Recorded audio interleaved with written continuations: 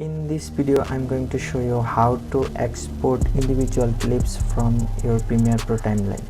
So already I opened few clips here. From these clips I want to export these clips, single clips only. Click and select the clips, go to sequence, make subsequence. See, there is already a sequence is created that's called sq.subsequence. Double click, open a new sequence here. See, into the timeline. So now make sure this sequence is selected with this border. Go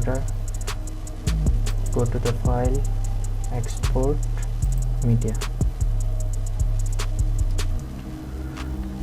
Hope this helpful. Thank you for watching. See you in the next tutorial.